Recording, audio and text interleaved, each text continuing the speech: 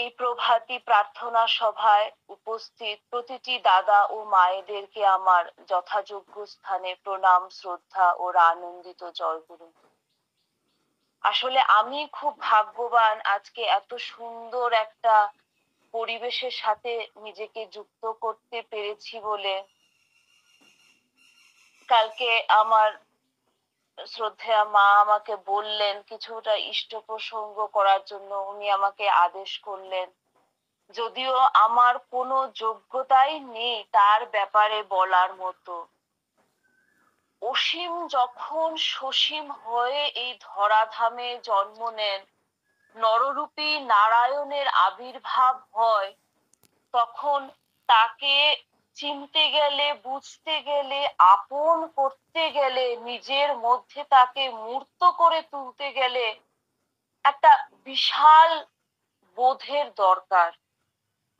এবং সেই জায়গাটা থেকে দাঁড়িয়ে বলতে পারি যে এখনো হয়তো ততটা তাকে চিনতে পারিনি, বুঝতে পারিনি।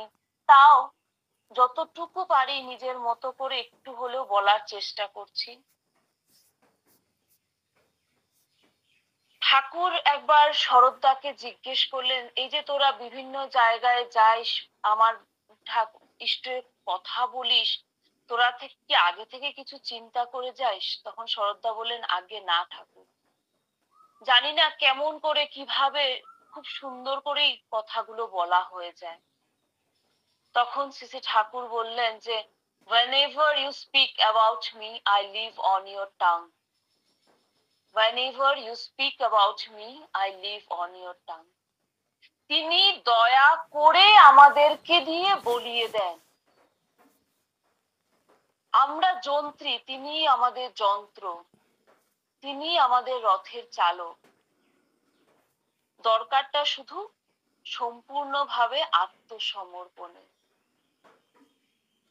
জন্ম জন্মান্তরের সুকৃতির ফলে পুরুষোত্তমকে গুরুরূপে পাওয়া যায়, এবং আমরা সেই জন্ম জন্মান্তের কোন সুকৃতি সৌভাগ্যেই আজকে শ্রী ঠাকুরের সদ্দীক্ষা গ্রহণ করতে পেরেছি, তার দেখানো পথে চলার চেষ্টাটা করছি। হয়তো এখনো হয়ে উঠিনি, কিন্তু একদিন আমরা সবাই ঠিক হয়ে উঠব। এবং সেই হয়ে ওঠার পথের সবচেয়ে বেসিক যে প্রিন্সিপালস গুলো, সেটা হচ্ছে যজন যাজন ইষ্টভৃতি স্বস্ত্যয়নী সদাচার। খুব বেশি কিছুর দরকার নেই, খুব বেশি জানা, বোধ, জ্ঞান কিছুরই দরকার পড়ে না। ঠাকুর এত সহজ ভাবে বিশাল জিনিসগুলোকে এত সিম্পলিফাইড ওয়েতে আমাদের কাছে দিয়ে গেছেন যে আমরা যদি সেই একদম সহজভাবে জিনিসগুলোকে নিয়ে শুরু করি, আমরা মঙ্গলের অধিকারী হতে বাধ্য। কারণ প্রকৃতি, আমরা ঠিক যতটুকু প্রকৃত হব, প্রকৃতি ঠিক ততটুকুই আমাদেরকে কিন্তু মঙ্গলে ভূষিত করে। ঠাকুর বলে গেছিলেন যে উষানিশায় মন্ত্র সাধন, চলাফেরায় জপ, যথাসময় ইষ্ট নিদেশ মূর্ত করাই তপ। উষানিশায় মন্ত্র সাধন, চলাফেরায় জপ, যথাসময় ইষ্ট নিদেশ মূর্ত করাই তপ। তিনি কিন্তু নির্দেশ দেন না, তিনি আমাদেরকে কোনো বাধ্যকতার মধ্যে ফেলেন না, তিনি নির্দেশ দেন, শুধু আমাদেরকে মঙ্গলের রাস্তাটুকু দেখিয়ে দেন, বাদ বাকি সবকিছু আমাদের উপরে কিন্তু। এবং এই যে যথা সময়, এটা হচ্ছে টাইম টু টাইম। তো এখন এই মুহূর্তে আমাদের কাছে সবচেয়ে ইম্পর্টেন্ট, সবচেয়ে দরকারি কোনো কিছু হলে সেটা হচ্ছে ডিপি ওয়ার্কস। আমাদের এই যে অনলাইন প্রার্থনা সভার যে লিংকটা, এটা এবং সময়সূচি এবং ডিটেলসটা, এটার নিচে খুব সুন্দর করে একটা কথা দেখলাম লেখা, যে together let us put a little more effort towards the Holi work of DP work, এরকমই একটা কিছু। খুব ভালো লাগলো, এত সুন্দর করে পয়েন্টস গুলো লেখা ছিল। সবাই মিলে যদি আমরা আরেকটু এফোর্ট দেই, সত্যি আমরা কিন্তু তার মুখে হাসি ফুটিয়ে তুলতে পারবো। তো এই দীক্ষাপত্রের কাজটা শুরুটা কিন্তু হয় খুব সহজ ভাবে। আমরা সবাই পারি। অনেকেই ভাবে যে আমাদের সময় নাই, এই নাই, সেই নাই, কিন্তু না, আমাদের ইচ্ছাটা যদি থাকবে তো আমরা কোনো না কোনো ভাবে সত্যি কিন্তু যুক্ত হতে পারি। আচার্যদেব আচার্যদেবের কাছে একটি মা আসলেন, এটা হয়তো আপনারা অনেকেই শুনেছেন ঘটনাটা। হেলতে দুলতে আসলেন, এসে বলছেন আমার শরীরে বিভিন্ন রকমের অসুখ, মনও ভালো থাকে না। মানে তিনি শারীরিক ভাবে, মানসিক ভাবে সব দিকেই বিপর্যস্ত। আচার্যদেব একটু মুচকি হেসে বললেন, তুমি প্রতিদিন সন্ধ্যার সময় বেরিয়ে যাও, তোমার পাশের যে গুরু ভাইয়ের বাড়িতেই পাবে যাও, আর কিছু না পারো একটা জয়গুরু দিয়ে ফিরে আসো। শুরুটা কিন্তু সত্যিই এভাবেই করা যায়, কিচ্ছু লাগবে না। আমরা পাশের যে গুরু ভাইয়ের বাড়িতে আছে সেখানেই যাই, একটা জয়গুরু দিয়েই শুরু করি। এই করতে করতে আমার তার সাথে একটা মৈত্রী স্থাপন হবে, বন্ধুত্ব স্থাপন হবে। দ্বিতীয় দিন আমি তার সাথে প্রিয় পরমের দুটো কথা বলবো। তৃতীয় দিন সে আরেকটা বাড়ির সন্ধান দেবে, সেখানে সে নিজেও হয়তো আমাদেরকে নিয়ে যেতে পারে। এভাবেই কিন্তু আমাদের একটা একটা করে পাড়া প্রতিবেশী থেকে সমাজ, সমাজ থেকে রাষ্ট্রে, চতুর্দিকে আমরা ছড়িয়ে পড়তে পারি। কোন এক জায়গায় আচার্যদেবের বলা একটা ঘটনা পড়ছিলাম, এত নাড়া দিয়েছিল ঘটনাটা আমাকে। তিনি বলছেন আমাদের উত্তর পূর্বাঞ্চলেরই একটা রাজ্য নাগাল্যান্ড, সেখানে প্রথম যখন এক খ্রিস্ট ধর্মের প্রচারক পাদ্রী মশাই যান, তিনি গিয়ে রাজামশাইয়ের কাছে প্রার্থনা করেন যে আমি কি আমার প্রভু যিশুর নাম কীর্তন এই রাজ্যে ছড়িয়ে দিতে পারি। তখন রাজামশাই বললেন, তুমি প্রতিদিন আমার রাজ দরবারে আসবে, প্রতিদিন আমি তোমাকে নানাভাবে অপমান করব, এবং সেই অপমান তুমি কতদিন সহ্য করতে পারো আমি দেখব। তো প্রতিদিন সেই পাদ্রী মশাই রাজার দরবারে যেতেন। সেই রাজা প্রতিদিন তাকে নানাভাবে অপমানিত করতেন, লাগলে তার গায়ে থুতুও ছেটাতেন। কিন্তু সেই পাদ্রী মশাই কিন্তু নতমস্তকে সহাস্য বদনে করজোড়ে সেই রাজার এবং রাজ্যবাসীর মঙ্গল কামনা করে প্রতিদিন ফিরে আসতেন। এবং এই প্রক্রিয়াটা চলতে থাকলো বহুদিন ধরে। এবং সর্বশেষে দেখা গেল যে রাজামশাই হৃদয় বিগলিত হলো। তিনি পাদ্রী মশাইকে সম্মতি দিলেন তার প্রভু যিশুর নাম কীর্তন, গুণপ্রচার সেই রাজ্যে ছড়িয়ে দিতে। তো আচার্যদেব বলছেন, সেই পাদ্রী মশাই একা যদি একটা সমগ্র রাজ্যে হাজারবার অপমানিত হয়েও তার প্রভু যিশুকে ভালোবেসে তার নাম কীর্তন ছড়িয়ে দিতে পেরেছিল, আমরা সেই ঈশ্বরের সৈনিক, আমরা তো লক্ষ লক্ষ কোটি কোটি সৈনিক, আমরা কেন একত্র হয়ে সেই জোর নিয়ে লাগতে পারি না? সেই ছোট্ট কাঠবিড়ালি যেমন রামচন্দ্রের সেতু বন্ধনের সময় যতটুকুই পারুক নিজের সাধ্য অনুযায়ী করেছিল, আমরা সবাই কিন্তু সেই একটা একটা ছোট্ট কাঠবিড়ালির সমান। এই মহান যজ্ঞে আমরা কোনো না কোনো ভাবে নিজেদেরকে যুক্ত করব। আচার্যদেব এক জায়গায় বলছিলেন যে অনেকেই ভাবে আমি ঠাকুরের কাজ করেছি, বিরাট বড় কিছু করেছি, আদতে তা কিছুই না। ঠাকুরের কাজ করতে গেলে এটা আমরা কেউ ঠাকুরের জন্য কিছু করছি না, কাজটা করছি আমার নিজের জন্য।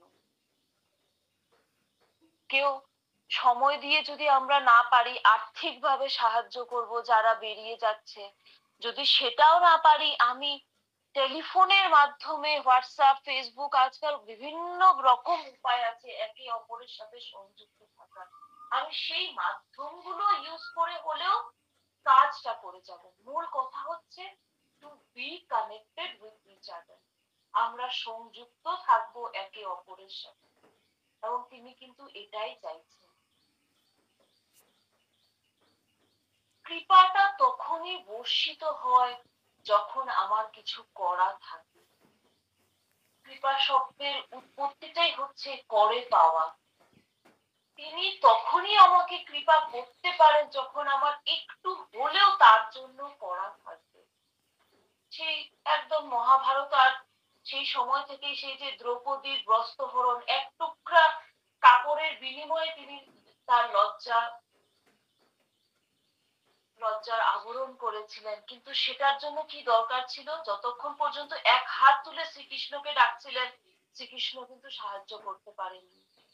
তেমনি আমরা সবাই যখন দুই হাত তুলে সম্পূর্ণভাবে তার কাছে সমর্পিত হয়ে তার দেখানো পথে চলবো, তখনই তিনি আমাদেরকে আঁকড়ে ধরবেন।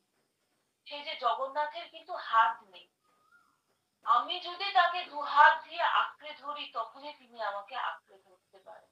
তার রথটা কিন্তু একবার বেরিয়েছে, সেটা যুগ যুগান্তর ধরে চলতেই থাকবে। এবার এই রথের রশিটা যে ধরবে, যে টেনে চালাবেন তারই মঙ্গল। একদম বাস্তব ঘটনা একটা বলছি, হয়তো অনেকেই আপনারা জানেন, তাও ছোট্ট করে আমি বলছি। কয়েক মাস আগেরই ঘটনা। পূজ্যপাদ অবিন দাদার কাছে একটি যুবক ছেলে গেছে। তার নিবেদন ছিল যে তার বাবার প্যারালাইসিস হয়ে বিছানায় পড়ে আছে, ডাক্তাররাও কোনোভাবে আর এখন কোনো কিছু সাহায্য করতে পারছে না, তিনি কোনো রকম ট্রিটমেন্টেই সাড়া দিচ্ছেন না। তো সেই যুবক ভাইটি অনেক ভিড় ভিড় দূর থেকে কোনো মতে নিজের নিবেদনটা করতে পারলো, এবং সে শুনতে পারলো যে অবিন দাদা তাকে বলছেন ডিপি বল। সেই যুবক ভাইটা ভাবছে যে তিনি কি আমাকেই বলছেন, তারপরে দেখলো যে না, উনার চোখের দিকে চোখ রেখে অভিনেতা বলছে ডিপি ওয়ার্কস এর কথা। সে ভাবছে যে আমার বাবা, যার জন্য আমি নিবেদন করতে আসলাম, সে আমার বাবা তো বিছানায় প্যারালাইজড হয়ে, তিনি কি করে ডিপি ওয়ার্কস এ বেরোবেন। যাই হোক, পুরুষোত্তমের রেত ধারা, সেই বিশ্বাস নিয়ে সেই ভাইটি বাড়িতে গেল, গিয়ে সবাইকে বলল। তার পরিবার প্রতিবেশী সবাই তাকে সেই মহান যজ্ঞে সাহায্য করলো। প্রথম দিন তার বাবাকে কোনো মতে উঠিয়ে বসানোটাই একটা বিরাট ব্যাপার ছিল। সেই ভদ্রলোককে উঠিয়ে বসাতে বসাতেই 3-4 দিন ধরে সেই প্র্যাকটিসটুকুই করা হলো। তারপরে কিছুদিন লেগে গেল সেই অসুস্থ ভদ্রলোককে, যেরকম করে মানুষ অ্যাম্বুলেন্সে একটা স্ট্রেচার নিয়ে রোগীকে ওঠায়, তেমনি ভাবে পাজা কোলা করে আশেপাশে সব সৎসঙ্গী যুবক ভাইরা মিলে সেই ভদ্রলোককে গাড়িতে ওঠানো প্রক্রিয়াটা শুরু করলেন। এই করতে করতে সবাই মিলে ধরে ধরে তাকে একটা গুরু ভাইয়ের বাড়িতে নিয়ে গেলেন। নিয়ে যাওয়ার পর সেই জবুথবু অবস্থাতেই তিনি দু একটা কথা বললেন, এবং যে যে বাড়িতে সেই ভদ্রলোককে নিয়ে যাওয়া হলো, সেই বাড়িগুলোতে একটা বিরাট আলোড়ন পড়ে গেল। যে একটা অসুস্থ ভদ্রলোক, যাকে ডাক্তাররাও সাহায্য করতে পারছিলেন না, তিনি যদি মনের জোরে তার প্রিয় পরমকে ভালোবেসে এতটা বিশ্বাস নিয়ে লেগে পড়েছেন, আমরা কেন আমাদের সেই ফেরানো রাস্তায় আবার আসতে পারি না।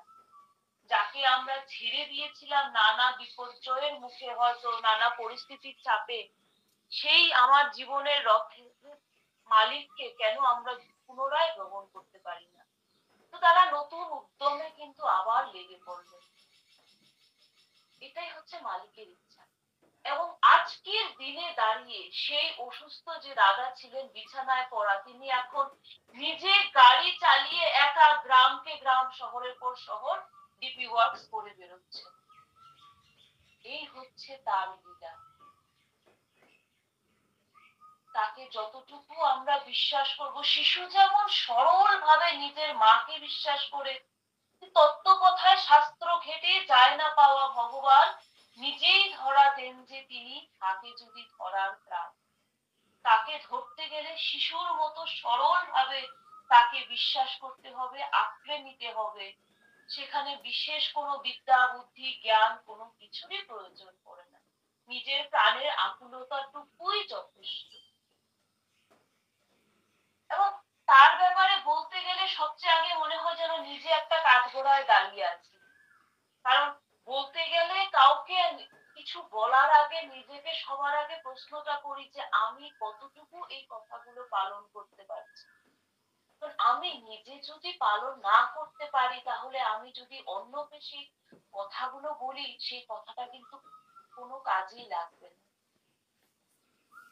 তো এতটুকু হয়তো বলতে পারি যে চেষ্টা করছি, এবং ক্ষুদ্র ভাবেই সেই চেষ্টা শুরু।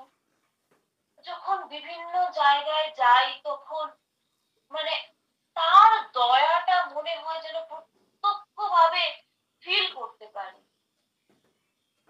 আমাকে যদি অন্য কোনোখানে যাওয়ার কথা বলা হয় বিভিন্ন রকমের উৎসব অনুষ্ঠানে, তখন কিন্তু আমি আমার পরিবারকে বলে দিই, "না, আমি খুব ক্লান্ত।" মানে আমার ব্যক্তিগত জীবনে ২-১ টা কথা বলে আমি শেষ করব।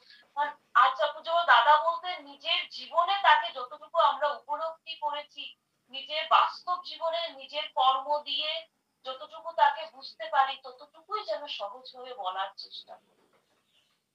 তো যেটা বলছিলাম, অন্যখানে কেউ যদি আমাকে যাওয়ার কথা বলতো, আমি বলতাম যে, "না, আমি সারাদিনে কাজ করে, অফিস করে এসে খুব ক্লান্ত, তোমরা যাও।" তো যখনই কোনোখানে ডিপি ওয়ার্কস এ বেরোনোর কথা আসে, তখন সত্যিই মনে হয় তিনি যেন আমাকে শক্তিটা জুগিয়ে দিচ্ছেন। কোথা থেকে কিভাবে সে প্রেরণা আসে আমি জানি না। আমার তখন মনে হয় কোনো ক্লান্তি নেই, তখন আমরা ঠিক বেরিয়ে পড়তে পারি। এবং এই যে আচার্যদেব বলেছেন মায়েদেরকেও সমানভাবে এই দাদারা তো করছেনই। আমি জানি গারো হিলসে খুব ভালো কাজ হচ্ছে। এবং এই কাজে আমরা দাদারা, মায়েরা সবাই একজোট হয়ে যে যার মতো করে যতটুকু পারি আমরা কাজ করে যাব নিরন্তরভাবে। তিনি বলছেন যে মায়েদের একটা বিশেষ ক্ষমতা আছে, যে কোনো বাড়ির একদম অন্দরমহল পর্যন্ত যাওয়ার আমাদের লাইসেন্সটুকু আছে। এবং সেখানে গিয়ে সেই বাড়ির পরিবেশ বোঝে, অবস্থাটা বোঝে। আমাদের মায়েদের একটা সিক্স সেন্সও হয়তো বেশি কাজ করে, সুলভ যে চিন্তাধারা, সেটা দিয়ে আমরা বুঝতে পারি যে কোন বাড়িতে কতটুকু যাজন দরকার। এবং সেখানে গিয়ে আমরা সেভাবেই কাজটা শুরু করতে পারি। এবং প্রয়োজন মতো আমরা দাদাদেরকে ডেকে আনতে পারি যেখানে পুনশ্চরণের দরকার বা যেখানে যা যা করণীয়। আমরা হয়তো এমন কোনো বাড়িতে গেছিলাম যেখানে যাওয়ার পর ১ম দিন আমাদেরকে দরজাটা খুলে বাড়িতে বসার জন্য ১ম এ ডাকেনি। কিন্তু ওই যে বলেছিলাম, হাজারবার অপমানিত হলে অবিন দাদা বলছিলেন যে, "একটা বাড়িতে যতবার যাওয়ার প্রয়োজন আমরা যাব। শুরুটা এভাবেই করব। হয়তো আমাদেরকে বাড়ির দরজা থেকে ফিরিয়ে দিবে, কিন্তু আমরা যাব। ২য় বার আবার যাব।" এবং এই যেতে যেতেই আমি উপলব্ধি করলাম যে মানুষগুলো আগে আমাদেরকে দেখলে বিরক্ত হতো, দুটো কথা বলতে চাইতো না, আজকে সেই মানুষগুলো কিন্তু হাসি মুখে আমাদেরকে ঘরে ডেকে বসিয়ে চা না খাইয়ে ফিরিয়ে দিচ্ছে না। সব কাজটা কিন্তু তিনি অলক্ষ্যে করেন, আমরা শুধু একটা মাধ্যম। এক বৃদ্ধ দাদা মানে ১ম দিন যাওয়ার পর বিভিন্ন রকমের কথা বললেন। তিনি ঠাকুরকে মানেন না, আমি ছেড়ে দিয়েছি, ঠাকুরকে ধরে আমার কোনো লাভ হয়নি, এই ধরনের কথা। আমরা হাসি মুখে উনার সব কথাটুকু শুনলাম। তারপর শান্তভাবে উনাকে বোঝালাম যে তার দয়াটা পেতে গেলে তিনি ঠিক যেমন ভাবে যা যা বলেছেন, যজন যাজন ইষ্টভৃতির যে বেসিক নিয়মগুলো সেভাবে পালন করতে হবে। আমার মর্জি মাফিক করলাম তাহলে তো হবে না। কোনো কোনো বাড়িতে গেলাম, হয়তো দেখলাম যে সেই অনেক বাড়ি এখনো এমন আছে, কিন্তু সত্যি মানে আমাদের যে প্র্যাকটিক্যাল এক্সপেরিয়েন্স তা থেকে বলছি। একটা টাকা দিয়ে সেই টাকাটা দিয়ে প্রতিদিন ইষ্টভৃতি করছে। হয়তো অনেকের বাড়িতে প্রার্থনার টাইমটা নেই। হয়তো অনেকের বাড়িতে আচার্যদেবের নতুন করে ফটো বসানো হয়নি। তো ভুলটা তখন মনে হয় যে গলতটা হয়তো আমাদেরই। এতদিন আমরাই বাড়িতে বাড়িতে ওদের কাছে পৌঁছতে পারিনি। অনেকদিন ধরে আমরা ওদের কোনো খবর রাখতে পারিনি। মানে ডিপি ওয়ার্কসে কতটুকু প্রাণ নিয়ে লেগে থাকা যায়, কতটুকু মমতা, ভালোবাসা এখানে লাগাতে হয়, সেই ব্যাপারে খুব সুন্দর একটা কথা হচ্ছিল যে মেলার মধ্যে বা কোনো ভিড়ে যদি আমার কোনো ছোট্ট ভাই বা বোন হারিয়ে যায়, তো আমি যখন সেই ভাই বা বোনের সন্ধান পাবো, সে যতই রাগ দেখাক, যতই মান অভিমান করুক, আমি কি সর্বতোভাবে চেষ্টা করব না যে যতটুকু আদর সোহাগ প্রয়োজন ততটুকু দিয়ে হৃদয় নিংড়ানো ভালোবাসা দিয়ে তাকে ফিরিয়ে আনা। ঠিক আমরা সবাই তো একই পরিবার, আমরা সবাই কিন্তু বিশ্বপিতার সন্তান। তো একেকজনকে ফিরিয়ে আনতে গেলে ঠিক যতটুকু ভালোবাসা, যতটুকু ধৈর্য, আদর, সোহাগ প্রয়োজন আমরা ততটুকুই কিন্তু দেব। আর একটা মানুষকেও যদি আমরা ফিরিয়ে আনতে পারি, আমরা আমাদের বিশ্ব পিতার মুখে হাসি ফোটাতে পারবো। তিনি বলছিলেন যে একটা মানুষের জন্য তিনি একটা সাম্রাজ্যকেও ত্যাগ করতে পারেন। কতটা তিনি ভালোবাসেন আমাদের প্রতি প্রত্যেক। এবং এই যে কতটা ভালোবাসেন না, এই যে কথাটা, এটা কিন্তু আজও চলছে।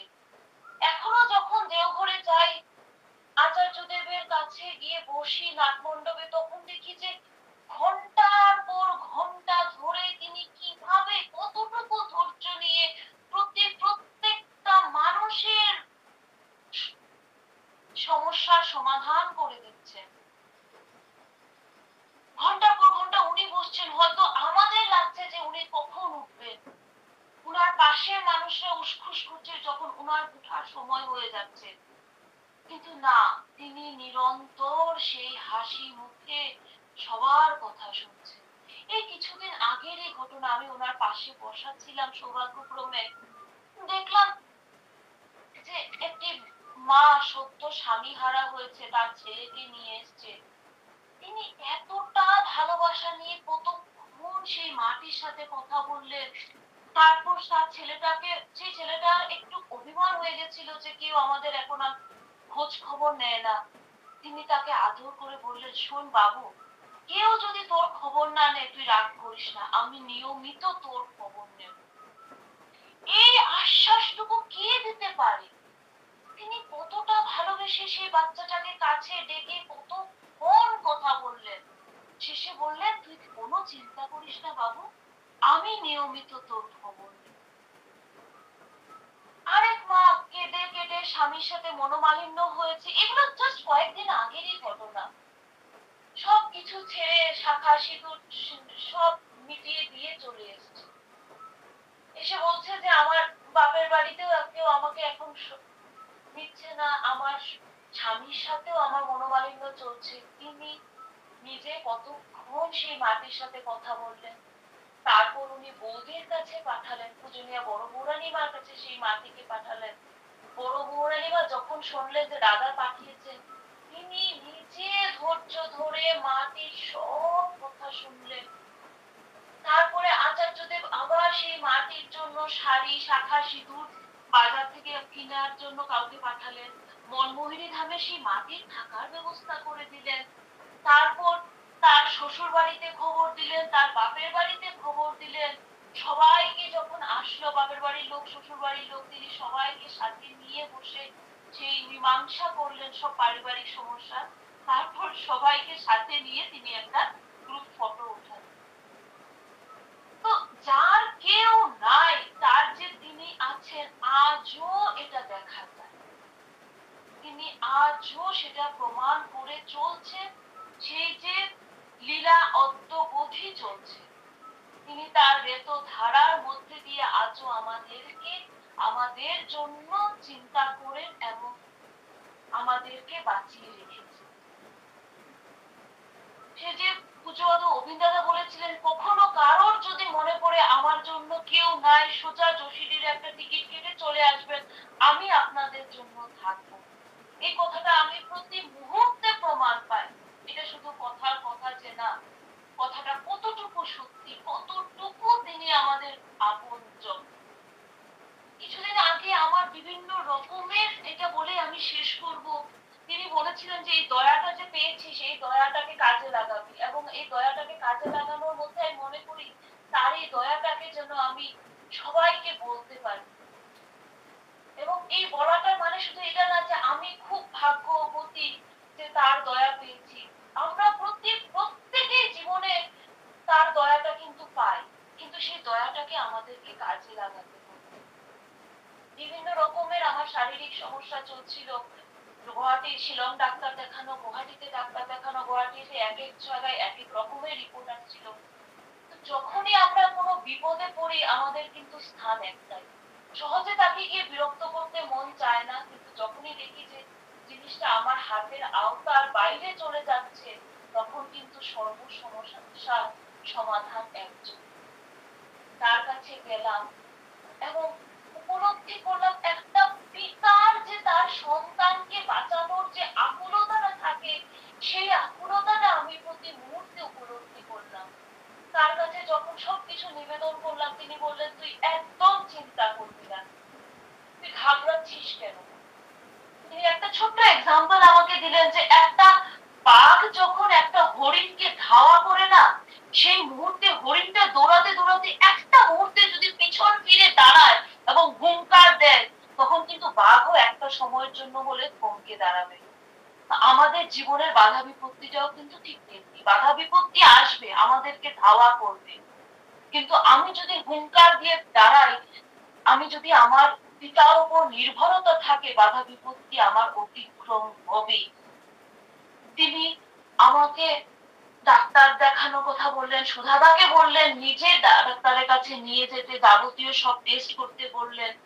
সবকিছু করার পর তার কাছে যখন আবার গেলাম, তিনি বললেন আবার সেই জিনিস, তুই ঘাবড়াবি না।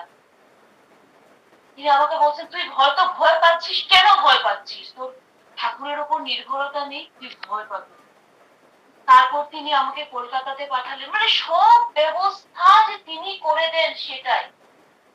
যে ডাক্তারকে 1 মাসের আগে কোনো রকমের অ্যাপয়েন্টমেন্ট পাওয়া যায় না, তার দয়াতে একদিনে সর্ব জায়গায় আমাদের গুরু ভাইরা আছে এবং তার জন্য কাজ করে যাচ্ছে। সেটা ডাক্তার হোক, মন্দিরে হোক, তিনি সেই বড় ডাক্তার ঠিক করে দিলেন। তার দয়াতে সবকিছু ঠিক হয়ে গেল। এবং সর্বশেষে যখন তাকে এসে প্রণাম করে বললাম, তিনি বললেন, দেখলি তো, ঠাকুরের দয়া আছে, কিন্তু এই দয়াটাকে কাজে লাগাবি। ঠাকুরের যে দয়াটা পেলি, তো এই জিনিসটা শুধু আমার মনে হয় আমার জন্য না, প্রত্যেকের আমাদের জন্য। তিনি অহর্নিশি আমাদেরকে দয়া করে যাচ্ছেন, কিন্তু সেই দয়াটাকে যেন আমরা কাজে লাগাতে পারি। প্রতি মুহূর্তে বিভিন্ন মরা বা ব্যাধি, কত রকমের গ্রহের ফের আমাদেরকে কিন্তু বাঁধনে বাঁধতে আসে, কিন্তু আমরা অতিক্রম করে ছুটে চলি মঙ্গলের পথে, তার দেখানো পথে। এবং এই পথে যখন আমরা চলবো, বিভিন্ন রকমের যাই আসুক না কেন, তাকে আমরা অতিক্রম করতেই পারি। এবং আমার মনে হয় এখানে যারা প্রত্যেকে আপনারা আছেন, আপনারা খুব ভক্ত মানুষ, আমি জানি। আমার মতো নগণ্য মানুষের খুব একটা বলার মতো কোনো অধিকার নেই। এবং আপনারা যে এই যে ছুটে চলেন তাকে নিয়ে, তার কাজ করেন, তার মধ্যে দিয়ে কিন্তু আপনারা প্রত্যেকেই ফিল করেন যে আমরা কত কিছু অতিক্রম করে, দীক্ষাটা কিন্তু আমাদের দক্ষতাকে বাড়িয়ে দেয়। তার পথে চলতে চলতে আমরা আমাদের অ্যাবিলিটিটাকেই অজান্তেই অনেক বাড়িয়ে দিই। তাই আর বিশেষ কিছু বলবো না। আমরা যেন তার মুখে হাসি ফোটাতে পারি।